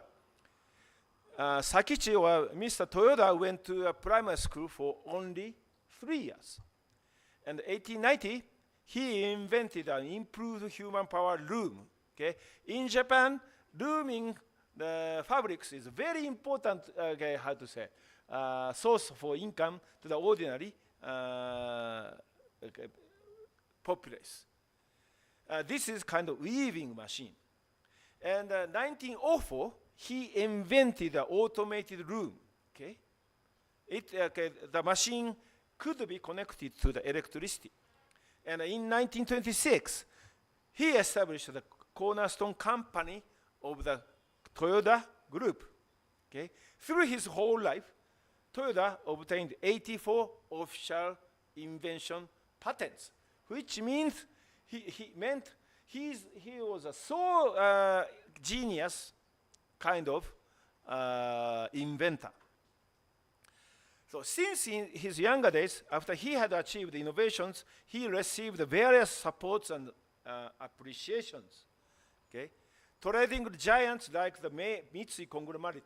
You may have heard of the name of the Mitsui Group, okay, which represents Japanese economy, and various financial institutions. Even national political leaders visited his factory to observe his new inventions, okay, when he was only 32 years old. It means some not all, but some political leaders in early modern Japan, they have an interest in the industrial development, okay, and importance of the invention and the ingenuity at the level of the working place, okay. So experience of the set of innovations became foundation of manufacturing of automobile by Toyota Group, the Japan's mainstay today, okay. Vice Chancellor kindly mentioned our experience of the devastation at the time of the war, okay, which ended 1945. But the Toyota Group survived and became the world top maker or producer of the automobiles. Why is that possible? Because I would say, maybe Mr. Wada can explain much better, but I would say, okay, tradition of the ingenuity and invention and innovation existed. Still, the name of chairman is Toyota. Okay? But Toyota is a bit difficult to pronounce for the foreigners, so they changed the name from Toyota to Toyota. Okay? But it's same, okay? Not different. Next example is Konosuke Matsushita, Geo Matsushita Konosuke. He quit primary school at grade 4. 1918, he started his enterprise with only 5 family members. Okay, very small, like micro enterprise. The beginning with electrical devices and appliances, including fan, which should be used in the hot summertime. Okay, this fan was invented by himself. Okay, and starting with them, production of various kinds of appliances expanded. So as Japan recovered after 1945, he captured demand, trends of growing demands of general populace for more convenient life. He became the richest person and called the supreme leader of management. In my childhood, every year, tax collection agency reported that the top earner of the income is Mr. Matsushita. Okay, so as a child, I just envied this person, and I have some kind of grievance against my father, who stayed poor. Okay, and the third experience is Soichiro Honda. Again, he finished his school education at the only primary school level. 1928, he established his own small company. 1948, he invented prototype Honda 50cc, motorbike. It's a kind of small boda. Am I right? Boda is a motorbike. Now, in the East Africa, including Kenya, most of boda is coming from China. But in the beginning, around the 1940s, first of all, he created the 50cc very small motorbike for the first time in the world. And in 1963, he started four-wheel cars. Now, some of you, if you are familiar with automobile, you can find Honda's car have a kind of very high quality, and popular.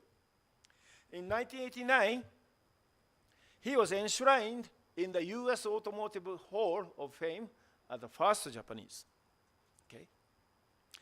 And up until his death, he prioritized his own identity as an engineer.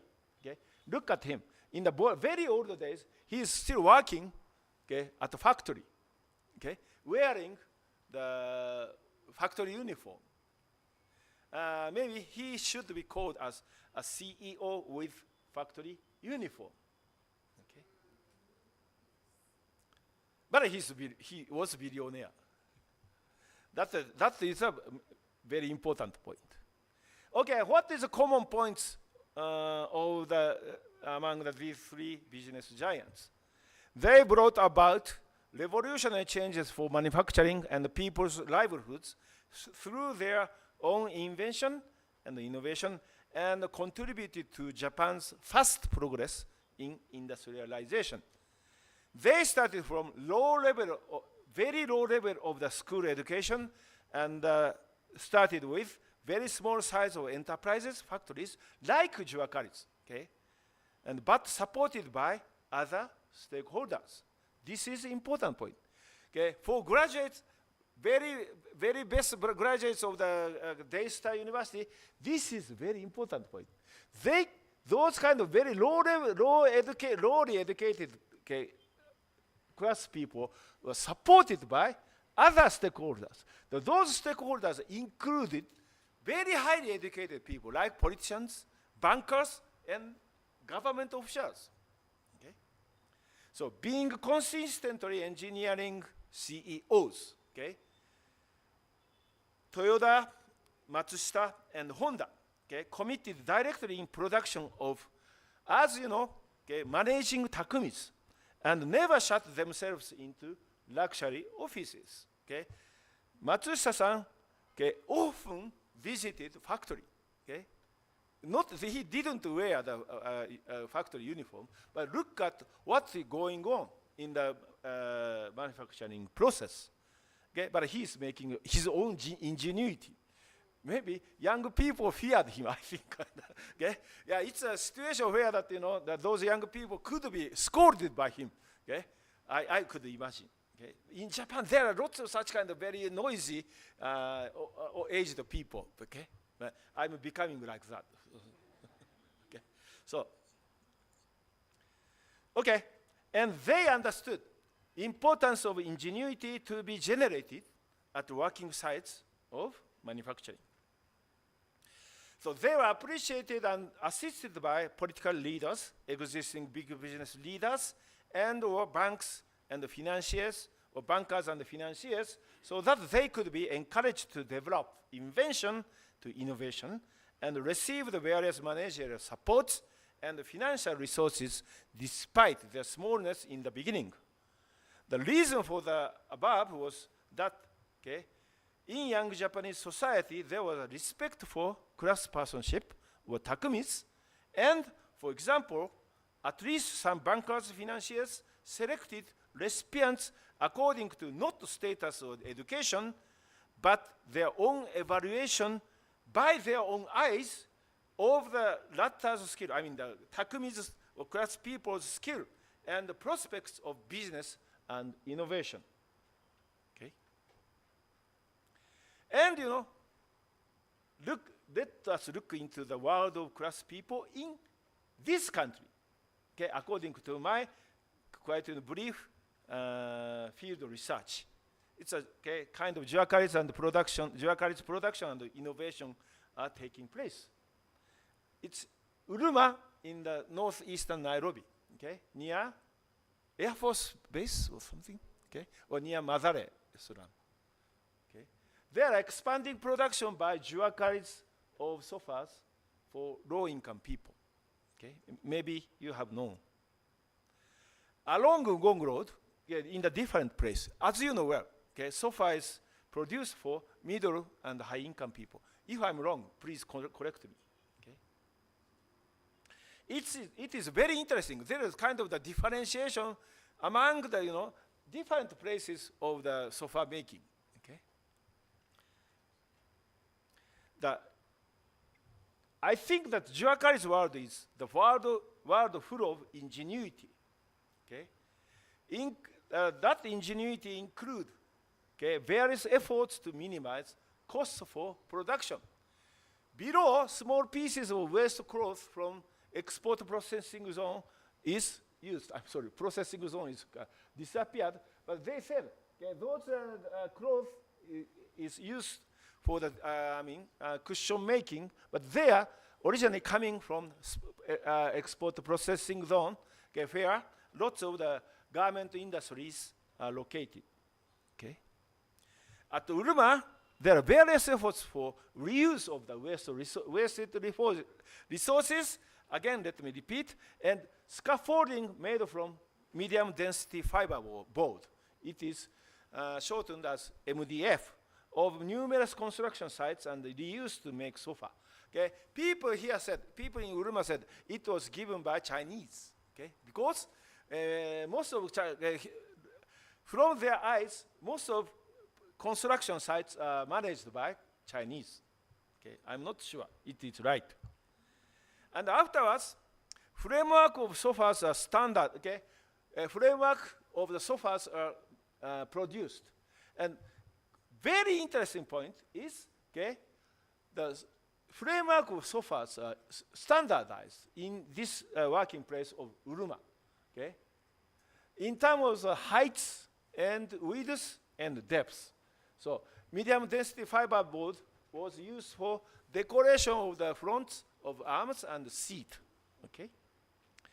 And the covers are fabricated with strict design and measuring. Covers are and the cushions are attached, like the right-hand side. But you know, in this area, okay, it's quite impressive to see or to observe that many people are using the scale or measure to get the correct, you know, size according to the original design by masters or owners. And the second-hand sewing machine discarded from formal garment factories may be located in the, again, special economic zone or export processing zone are reused. This is Mitsubishi made. Mitsubishi is another big business giant in Japan. Okay? So this is one-seater sofa to which all parts are attached. Okay? Okay? And almost completed and ready for sale. Okay? Maybe you should put some cushion in the sitting place. Okay? Okay, let me example. Another example of ingenuity and innovation or invention. Okay, this machine is called Benso. It was invented by a Kenyan Takumi, okay, working in Kariobangi. Okay. Yes, yeah, seriously, okay, he developed a way of reusing waste metal. Okay, everything is waste metal. Okay, and you know, discarded motors. Yeah, okay, it's a reused motors put in the bottom. Okay, and it gives the energy to the whole function of this benzo. Then production process, but thanks to the invention of this benzo, okay, the whole process of the making sofa was very much shortened. Okay, okay, dramatically speeded up. So this machine invented in Kenya has been well sold.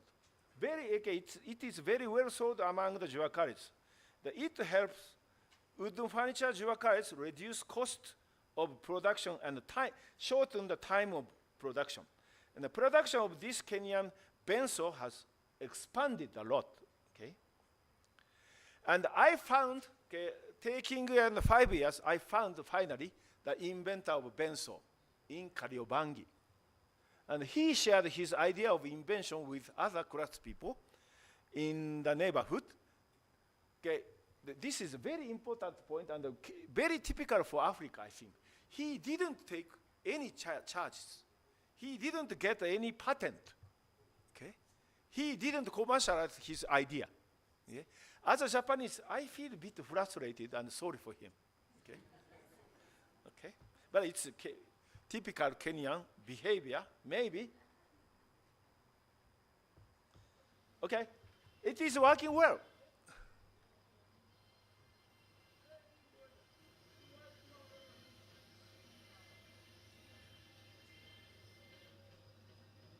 I hope that he wouldn't cut his fingers. Okay?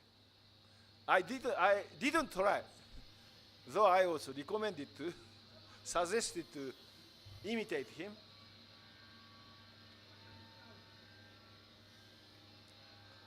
Okay, it's working well.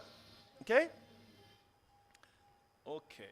So And he's cutting the MDF to create very, it's a soft, and he is creating very, minute design, okay? According to the original design made by owners or masters of the whole process, okay? So, thank you very much. Maybe I hope that you have been able to enjoy a little bit, okay? And let me get into the part of the conclusion. Okay. So, our issue is not, craftspersonship in Japan. Okay, I would say we have to think about innovative craftspersonship in Kenya, okay, which could contribute or conducive for your structural transformation, okay, from below. Invention of Kenyan benso is the tip of iceberg, behind which you can find so many inventions by informal, small, and micro enterprises as soon as you step in the world of jica. Okay, that's my experience. Okay, quite small experiences. So, for example, models and designs of sofa are renewed year by year, both in Uruma for low-income people and along Gong Road for higher-income people. So, how to make full use of those inventions and develop them into innovations which could lead to structural transformation. Okay? So, we should remember the fact 85% of workers in manufacturing or in the informal sector, you saw that in the beginning that, that figure. Okay? In the informal sector, where numerous inventions are continuously taking place. The future of Kenyan development hinges on whether you can release and mobilize energetic motivation of jiwakaris and takumis, Kenyan takumis, ingenuity for integrated national development. I'm afraid that because of the informality of the SMEs, those inventions are largely overlooked so far and hardly developed into innovation. If so, we need to think of what is necessary. Okay? I think, however, we can find respect for craftspersonship existed also in Kenya. One of flourishing jiwakari along Gong Road told us that his success became possible since one of his friends, rich friends, found the significance of his idea and skill for invention and invested in his enterprise in his early days of business. Okay? Intellectual students of the Daystar University, okay? You have to find. Let me argue, okay? Students, okay? I hope as a Kenya-loving professor from Japan, that I would say not only leaders in policy making, but also bankers, financiers, and commercial or business people and consultants, you should play. You should have respect for craftspersonship and consciously focus on craftspeople's skills and ideas, irrespective of the informality, smallness of business, or other attributes, like gender or ethnicity.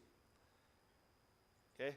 The bright student of the Daystar University have a mission to change industrial culture through practice and research, overcoming prejudice against the informality and smallness, which is seemingly the shortest way for structural transformation of this beautiful country of Kenya.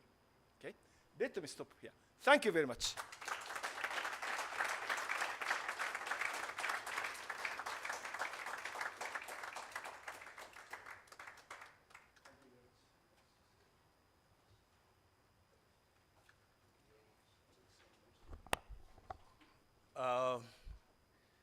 Even if I forgot everything there are three things I cannot forget. One, the skills of the Vice Chancellor to make chapati. That he can throw one up there, fix and pick it up and so on. Amazing. Of course, the humility of the inventor from Huruma and the humility of Honda. A rich billionaire doing his thing with his workers. I now want to invite Professor Mreithi and Martin Olo to take us through the next session.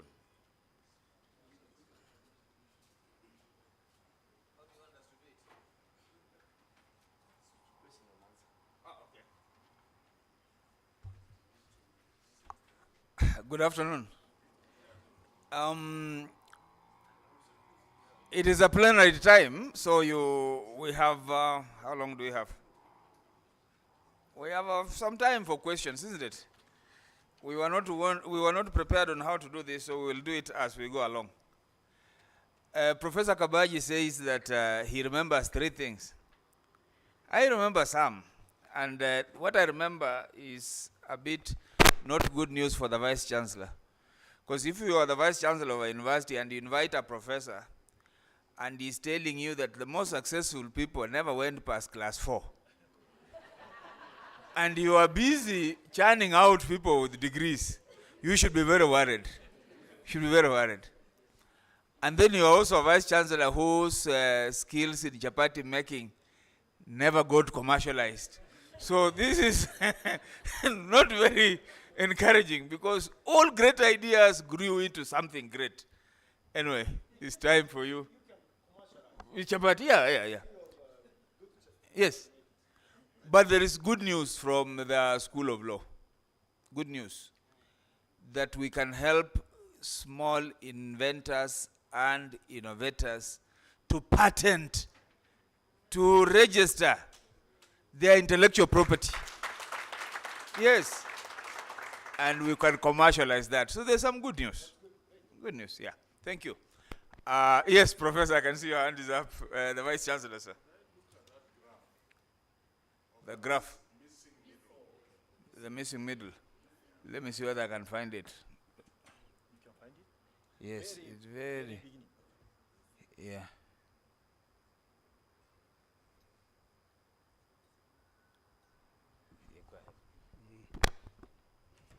This one? This one? I think I would like Takahashi to explain a little more as to the factors that have amplified this missing middle in developing economies. That is one. I've been to Tokyo and now Beijing and the other China.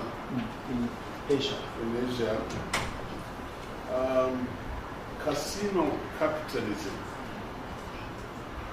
Casino is around. Yeah. I'm sorry. Yeah. It's Casino not capitalism. Japan. It's never. So if you could, if somebody comes to Nairobi and goes around town, Upper Hill, they'll say Kenya is very developed. Yeah. So it's a false impression. When you look at the GNI of the country, maybe you can talk about that. Lastly, Daystar, I hope you got the point about quality. Japan has had a focus on quality. And that's why they continue to dominate. And it's not just for car manufacturers, even the universities. You have to have an eye on quality. And quality means little waste, I'm quoting him, competitiveness, and of course, having a valued product. I like the word craftsmanship. I don't know whether craftsmanship can exist in a university. Respect for craftsmanship. Especially in the laboratory. Yeah, so how many of us are crafting books? Yeah, because that's our trade. Craftsmanship. How many of us are crafting books? And can we measure our artistry in terms of why we are here? I think I'll stop there for now. So you can comment. Yeah. I think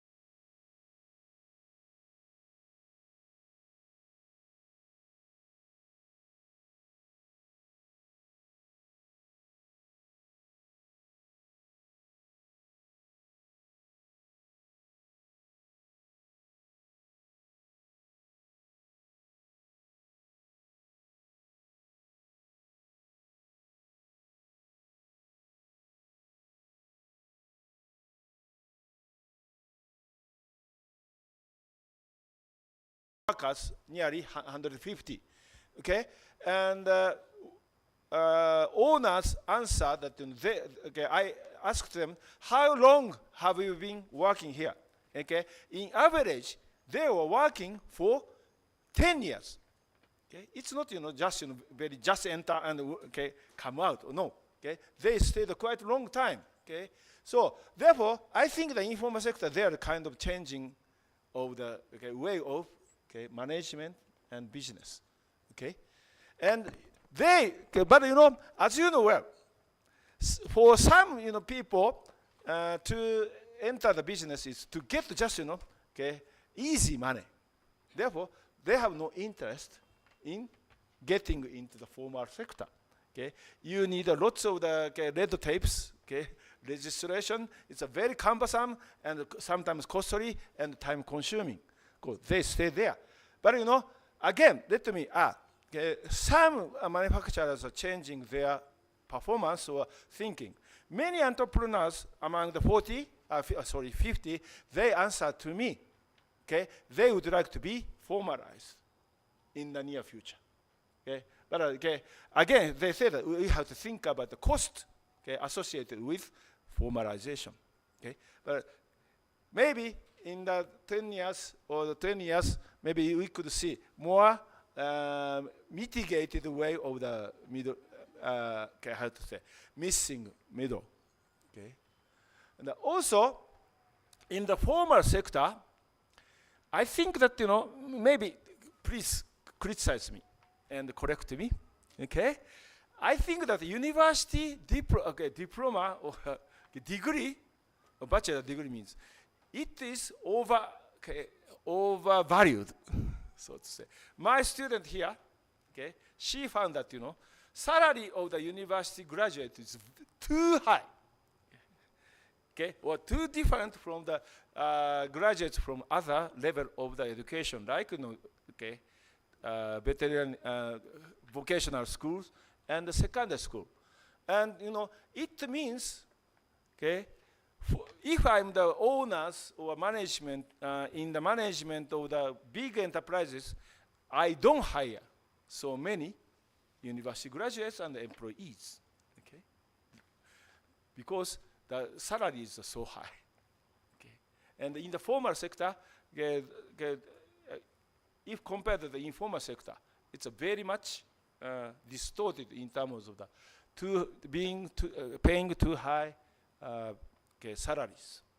Those kind of the difference are there.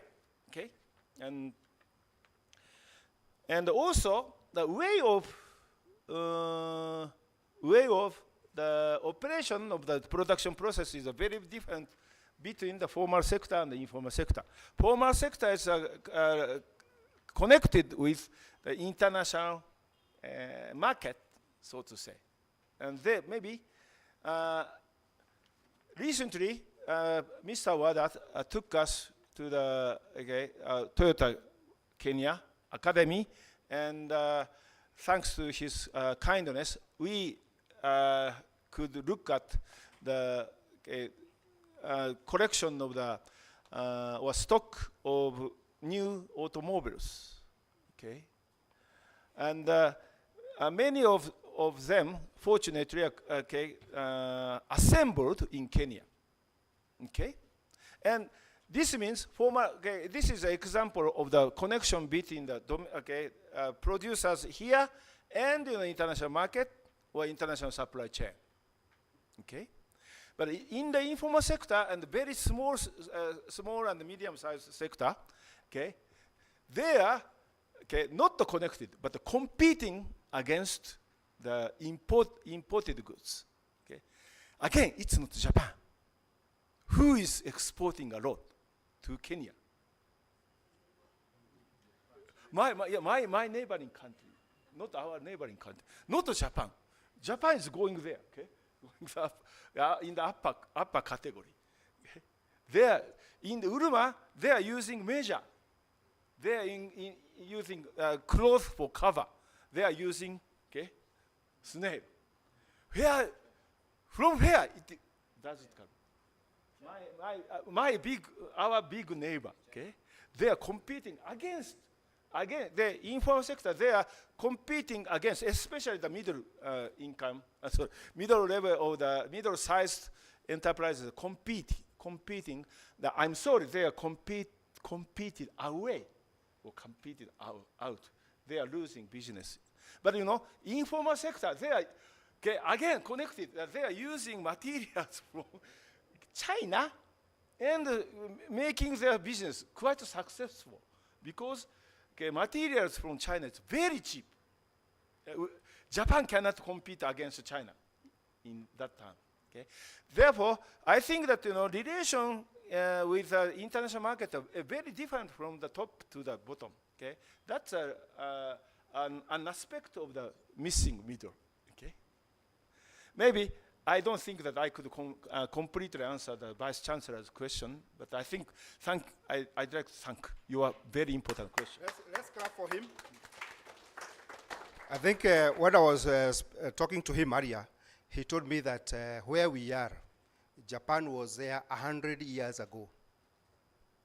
So we have a long way to go before we get where Japan is. But you can also see where our problem is. This middle missing link, this gap, I think this is where our main challenge is. Until we address this challenge, we are going nowhere.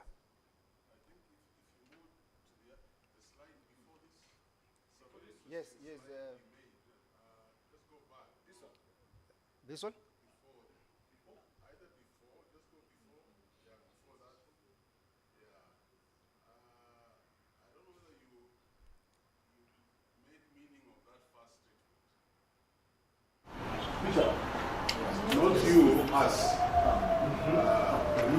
We have to resist and overturn increasing predominance of casino capitalism, in which only the haves can be benefited and intolerable disparity will take place. And that's the culture we have in Kenya. That we must on the haves.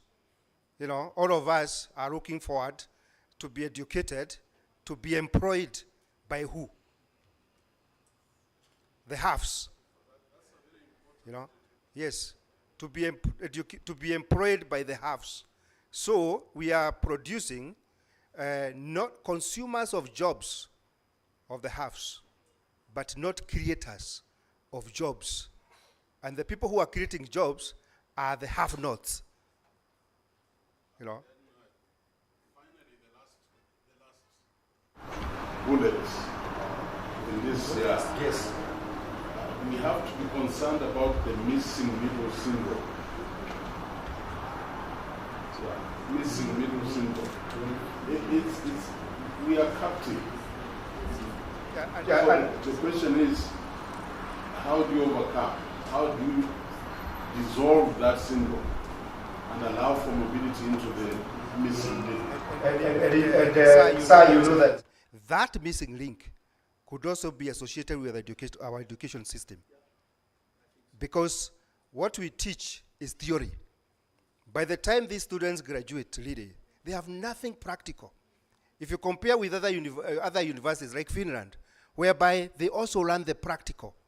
You know, as you go to class, and I think it's Japan. I think in Japan, when you are, I think, from what we call Form 2, Form 3, you start interacting with the industry. By the time you are through with the high school, you're already associated with the industry. You have already identified your interest, your talent. So you decide whether to go for high school or to go to work. At that point, when you are so the work of the universities and the high schools or secondary school is really to discover the talent of the young people when they are at that young age. So they identify, is that one a scholar? Is this one an entrepreneur? Then they build that skills, such that by the time they graduate from high school or from 4, as we call it in Kenya, they are already, their interest is identified, such that the population that is going to the university, I start to be corrected, is usually very low. I think I was doing some time back, I saw it's like 0.5 of Japanese go to university. Yeah, about 6%. You know, the rest of the people are absorbed by the industry, and as such, they are taken over. They have a way of sealing that particular gap. I hope, but if you see, the CBC would be one of the way to do that. But I think also the universities, can we probably start, having some practical, technical colleges whereby we teach theory, we merge with the practice? I think that could be one of the, and you can respond. Junior high and high school, we should learn the carpentry to some extent. Yes. Even in the ordinary school. How about Kenya? If you're working in the ordinary school, Yes. you have to learn the carpentry? Yeah. We don't. No, in the past, yes. I think in the past we used to do that. You know, the chapati. Yeah. You know, you see, just about a year ago, my son finished university, and I had to get someone to help him to know how to hold a hammer to build, just to put, to fix and to put a nail inside the wood. No, he's not working. Just shows how serious the problem is, accumulation of knowledge that will not help us. I think that's what you're talking about. We need to move to the practical world. And our problem-based learning, I think we know how to move about and to create more practical things and solutions to us. But you challenged me in terms of all these things about Kenya. How did you learn about them? Within a very short time. And then we give appropriate 1 or 2 questions. Yeah. To the audience, please. 1 or 2 questions because of time. Vice Chancellor made a very important question. My answer could be very brief. Yes. If you look at around this, Nairobi, and it's a misunderstanding on the side of the young Japanese who visit here. It looks like a very growing and very vibrant and very prosperous. I would always emphasize them, you have to go to the arid area. Situations are very different. Right? You have to divide the total income by population. We don't look at population as a whole. Thank you. Some more questions.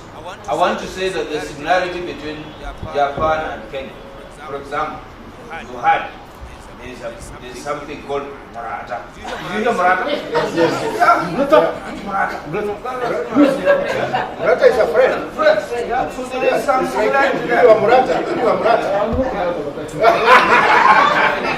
And depending on where you come from, his name, Professor Motoki, you can. So It's okay. It's all right. Some questions? Yes, young students? Yes, please. Before we go to these old students. Yeah, please ask. If you can stand up, please, so that you can project your voice. Yeah.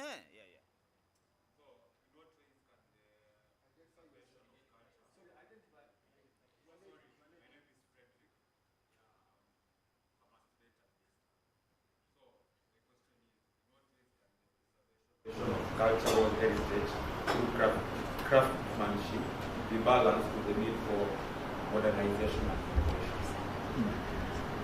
That's a good question. Any other questions? Yes. Your name and then you shoot the question. My name is Margaret Magashi. I studied at the University of Edinburgh, but I'm a visitor at Daystar. So my question is, just an emphasis. You taught us about the takumis, but maybe you can emphasize on how we can capitalize on social enterprise. Because you mentioned about there was this vase, the metal vase that was made, and then it was made also by a relative. So how can we foster intergenerational mentorship in that we are living in a very competitive generation where we are not looking at impact, we are looking at the profit. So how can you teach us as young people, is it the money we are after, or is it the impact? And how can you now mentor and coach us? Because we've learned like Toyota is coming up with Toyota Kenya Academy. But for the small SMEs, why are we still stagnating in the same space? Is it that we are not mentoring or coaching the right beneficiaries? And also another question on the same, on impact on development. We are living in an interconnected world right now. And so a lot of things we are talking about, Japan is bringing us Kenya. So, yes. Nani yako, jitambue na ulize swali. Listening to the values that the Kumis have, and you did mention in your presentation that there seems to be a challenge. In of themselves, the craftsperson tend to prioritize on quality, durability, safety, blah, blah. But then, in there is also the competition for profit seeking. Yes. We are here at a time that, and you did mention that it takes long. How then do we arrest the appetite for the profit too soon and then go for the quality, durability, and all these things that come along with the takumis as they do their job? Good. Last question. If there is any. Yes. Hi, my name is First of all, thank you for the wonderful teaching that you've given us. So my question is about the traditional artists, the takumis, and how you mentioned that their role was not only to conserve traditional skills, but also to modernize them. Right. So how, as like in the Kenyan space, how can we conserve the traditional skills that we have? Like we're making so many products in the Duakali sector. How can we conserve the traditional skills and aspect of that and embrace it and show pride in it while still trying to modernize it in a way that we can sell not just to the Kenyan people, but people outside Kenya, so that we can get profits like, how Toyota is selling like cars out like all over the world. If we can make sofa sets from Kariobangi, get sold in London or Berlin somewhere, how can we do that? Thank you, Prof. You may come and respond. We'll go on the vote of thanks and so on. Time is a constraint, but we promise that we will do more of this. I have an appetite for this. Professor Nguru said that we must develop an appetite for these kinds of things, and so we'll develop that. Otherwise, don't ask who has a Toyota here, because there might be more people here who have Toyota. So please, just come and respond. I think the first gentleman's question, the last lady's question is quite related to each other, I think, okay? And yes, how the Japan has been conserving or preserving the traditional culture is a very good question. And in Japan, where the many Asians and Africans come, when they come, they admire Japan. Japan have preserved a very traditional old ancient culture. Especially my location, that is Kyoto. Okay, please distinguish it from Tokyo. Tokyo and Kyoto are different. Okay, okay. Many Chinese students are sending me to apply for the kind of research fellowship or something. They write that I'd like to study in the University of Tokyo. Okay, I just discard their mail. Okay, but anyway, it's Kyoto. Kyoto is an ancient city, and there have remained so many shrines and temples. Very interesting. Okay, very interesting. Okay, but you know why we have been able to preserve them. One, United States Air Force didn't bomb Kyoto, fortunately. Okay, they made a kind of PR that they know the importance of culture, but it was revealed that it's false statement by U.S. Air Force. Okay. Second, we were not colonized, fortunately. Okay. So, therefore, I compromise their Asian or African students' admiration for us. Okay, but you know, and if we have looked at those cultural heritages which have been well conserved or preserved up until today, the actors or agents or stakeholders have been making a very great effort to make money or get the budget subsidy from the government. Okay, for that purpose, they should show this is value. Like they should show the value of their culture and the heritage, being the heritageness, in front of the taxpayers or consumers. Okay, those efforts are key. Okay, I wouldn't say that government is preserving policy so well. No, I don't think so. Okay, society is like that, and efforts by themselves. Okay, stakeholders, agents' efforts to preserve the traditional culture, quite proactively introducing what is different, what is modern, what is foreign. Okay, they are trying to introduce lots of technology from outside, okay, to survive. Could I answer your question? Okay, if you lose economic base, lots of shrines and temples in Kyoto, it has gone away because they don't have an economic base. This is quite an important point. Mentorship. Okay, if you please go to the Jiwakari enterprise, okay, which have continued quite a long time. Okay, like some software makers continued 40 years, and they have a very kind of good custom or habit to transfer their knowledge and techniques to young people. Okay, what is amazing for me? Some mentors from the Ruya area, he taught a lot of things too, even for other ethnic group. Okay, from the people from other ethnic group like Kamba, Luo. Okay, and his knowledge made a founding base for sofa making in Uruma. His knowledge led to the commonalization of the standard or standardization of the size of sofa. Okay, so you could find even in Kenya, Jiwakari world in Kenya, you could find lots of mentorship. Okay, and I think my colleagues in Daystar University, you should agree with me. We teachers have a kind of very natural instinct to, in which we would like to think that we would like to convey our knowledge, okay, even though we are not getting any money, right? I have an instinct, okay? I'm not getting any money from students, okay?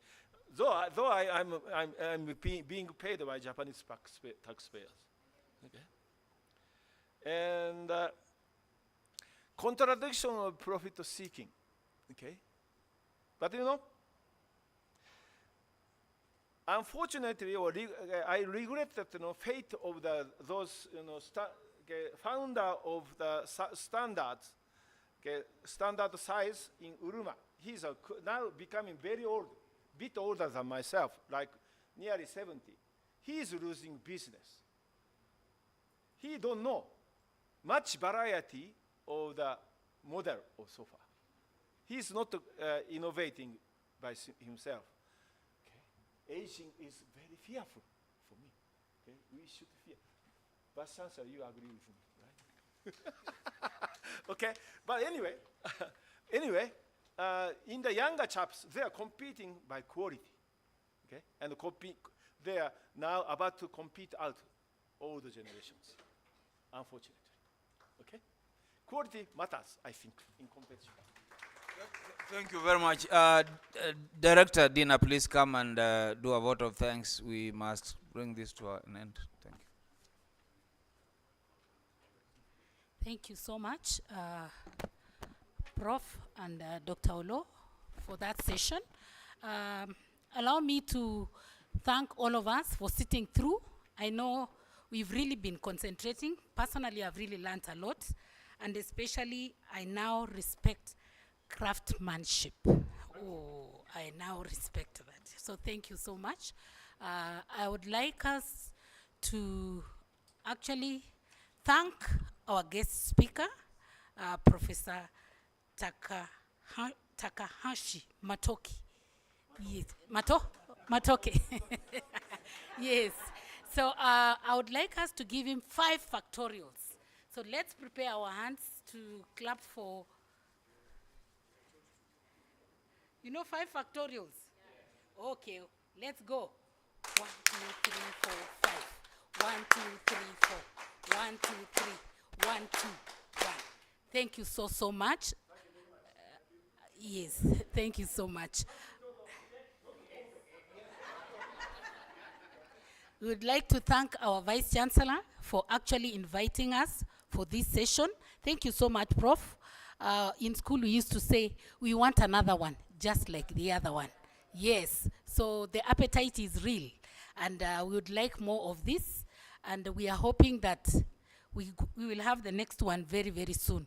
I would like to thank our Deputy Vice Chancellor, Academic Affairs, Professor Faith Nguru, our DVC, Acting Vice Chancellor, Deputy Vice Chancellor, Dr. Amata.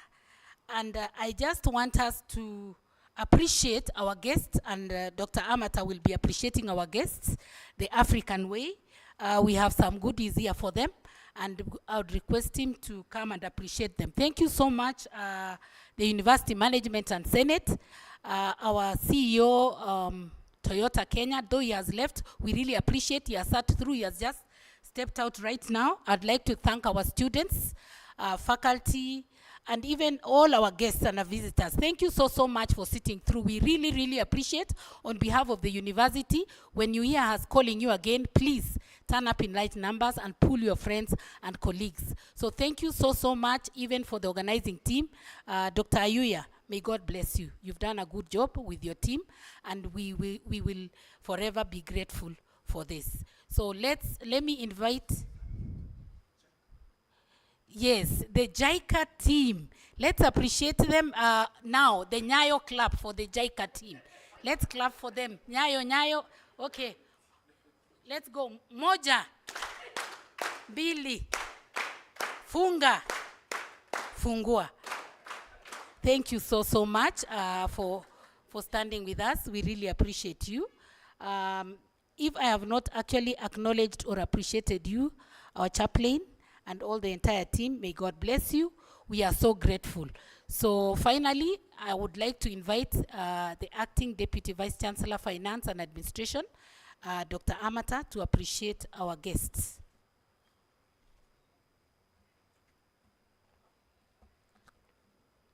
Prof? Yes.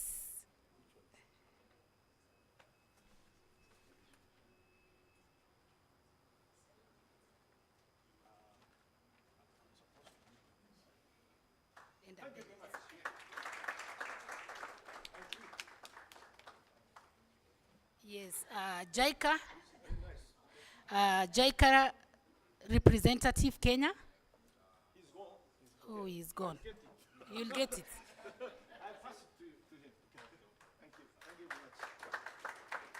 Okay, CEO Toyota Kenya, he has left also. Yes.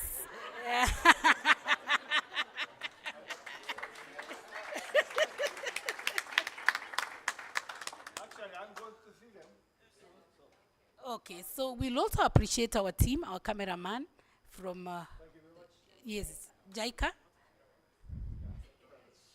And the presenter from JICA also, Korea, yes.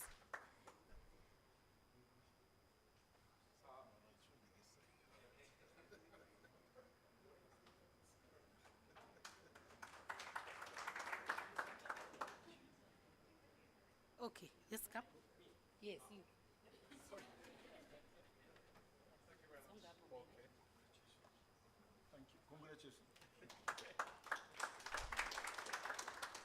So thank you so much. We invite the chaplain to close with a word of prayer. Carol, is there anything? Announcement?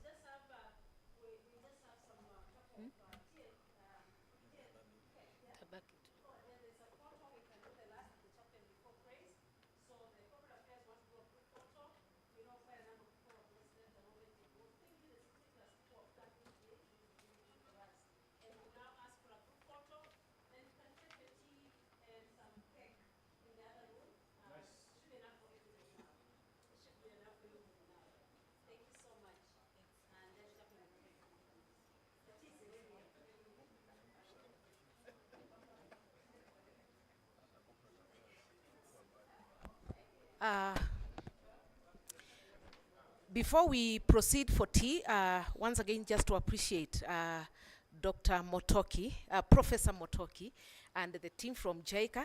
But we would like to crystallize this moment because it's a shared moment. It's been good.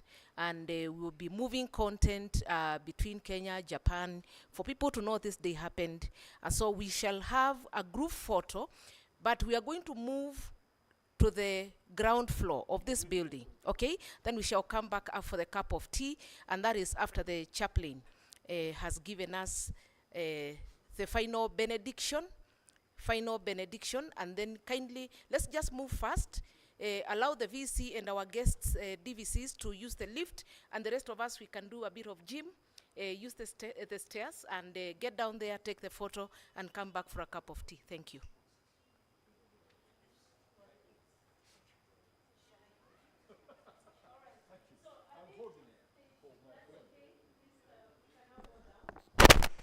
Let's stand and pray, and then we can go down.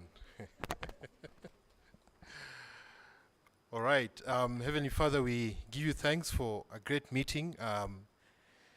Our thinking has been provoked. We pray that we'll treasure the lessons that we have learned here in our hearts, and they'll become a source of energy and inspiration for us as we think about innovation and craftspersonship.